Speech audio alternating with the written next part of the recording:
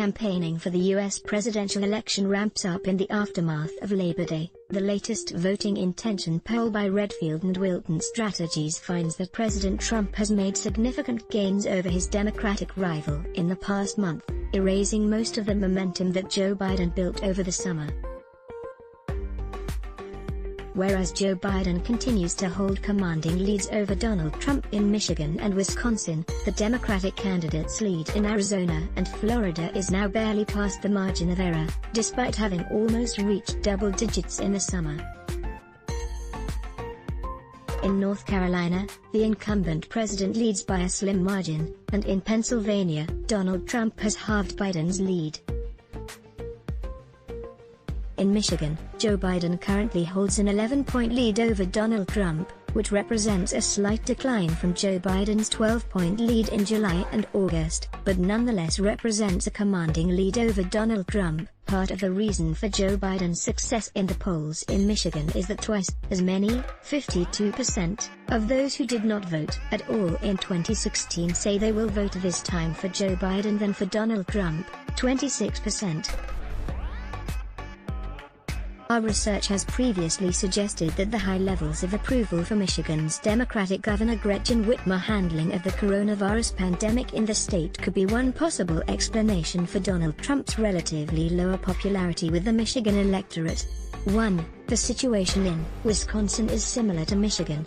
Our poll finds that Joe Biden currently holds a 9-point lead over Donald Trump in Wisconsin, which is only slightly smaller than Joe Biden's 10-point lead in July and August, and his 11-point lead in June.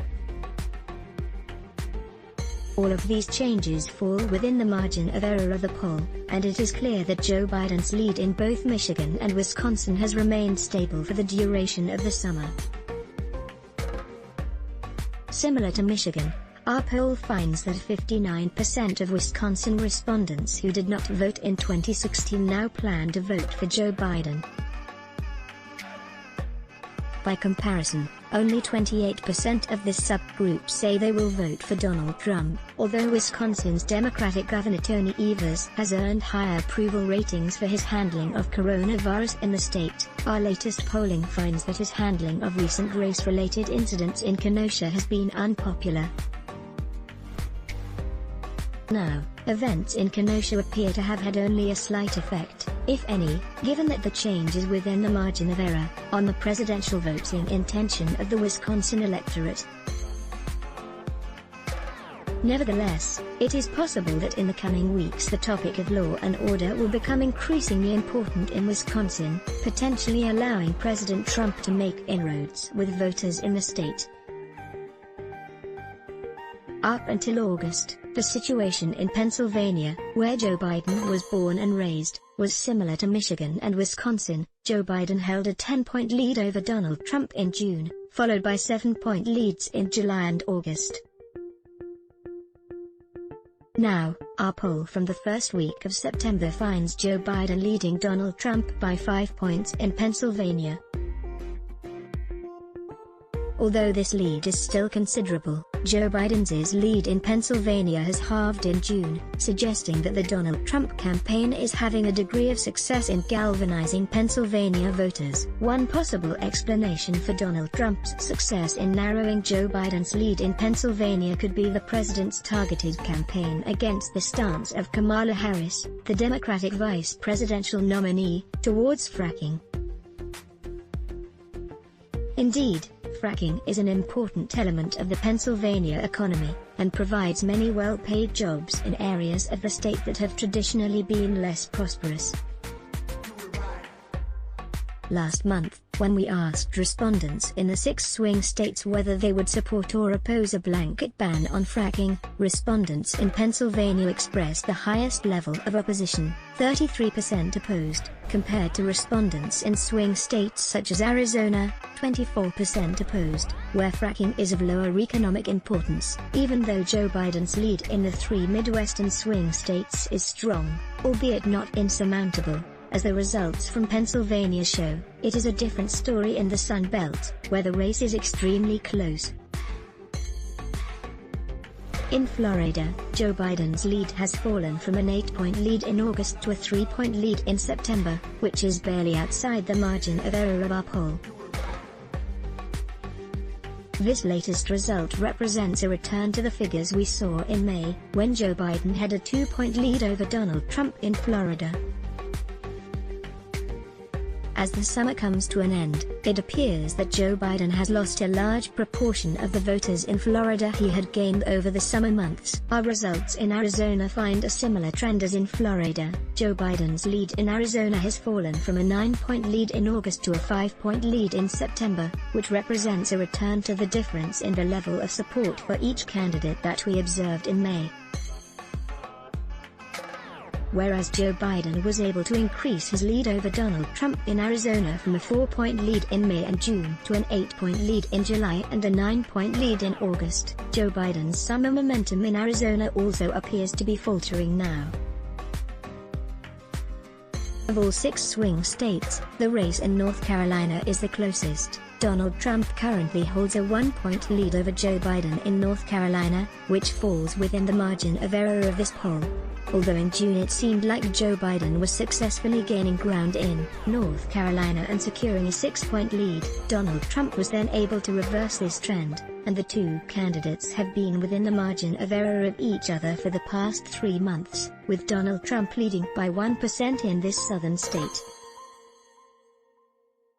Although North Carolina's Democratic Governor Roy Cooper has earned praise across the North Carolina political spectrum for his handling of the pandemic, his popularity has not translated into a commanding lead for Joe Biden in the same way that it appears to have done in Michigan and Wisconsin. Although the popularity of North Carolina's Democratic governor and his handling of coronavirus has not translated into a commanding lead for Joe Biden in the same way that it appears to have done in Michigan and Wisconsin. Nevertheless, North Carolina traditionally leans Republican, whereas Michigan and Wisconsin traditionally lean towards the Democrats. As a result, it is possible that the presidential race in North Carolina appears competitive not despite Cooper's high approval ratings, but because of them, and that Donald Trump's leads would be even greater otherwise. As in previous polls, likely Donald Trump voters in the 6 swing states remain more enthusiastic about voting for him than likely Joe Biden voters feel about voting for Joe Biden.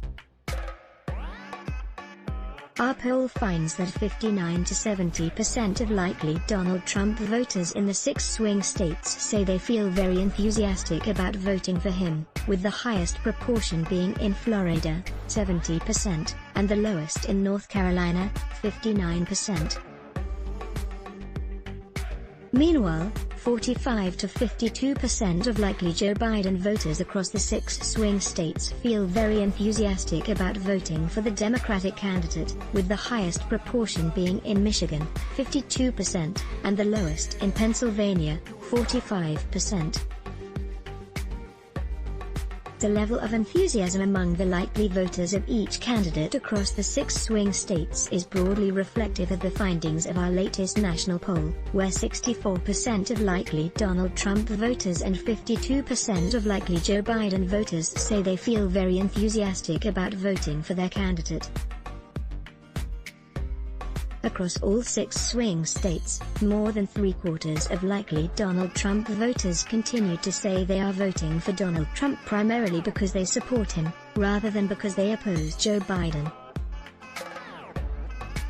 On the other hand, the picture is more complex among likely Joe Biden voters. In 4 of the states, slight majorities, 51 to 58%, of likely Joe Biden voters say they will vote for him primarily because they support Joe Biden, rather than because they oppose Donald Trump. On the other hand, likely Joe Biden voters in Florida are evenly divided, with 50% saying they are voting for Joe Biden primarily because they support him, and the other 50% doing so primarily because they oppose Donald Trump. Wisconsin is an outlier, with 60% of likely Joe Biden voters saying the primary reason they will vote for him is that they oppose Donald Trump. At the national level, Our latest poll found that 78% of likely Donald Trump voters and 53% of likely Joe Biden voters intend to vote that way primarily because they support their candidate, rather than because they oppose their rival. Overall, our latest results show that Donald Trump has gained support since the summer months, when the president trailed Joe Biden by a significant margin in all 6 swing states.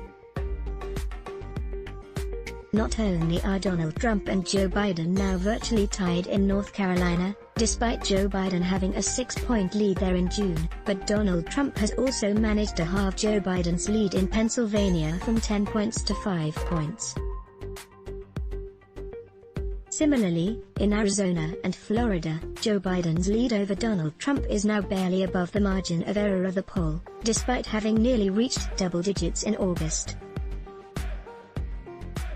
It is only in Michigan and Wisconsin that Joe Biden continues to have a commanding lead over Donald Trump, but, even then, it may be slowly eroding, with Joe Biden's lead in Michigan falling from 12 to 9 points over the course of the past month. To find out more information about this research, contact our research team. Redfield and Wilton Strategies is a member of the British Polling Council and abides by its rules. Follow us on Twitter. 1. Data were weighted to the profile of adults, 18+, in each respective state. Data were weighted by age, gender, region, ethnicity/race, education level and 2016 presidential election vote. Targets for each weighting were derived from the official estimates of the United States Census and the results of the 2016 presidential election. To see our methodology in greater detail, please download our full results. Let's block ads. Why? Show your love for him. Click the link in description. Thanks for watching.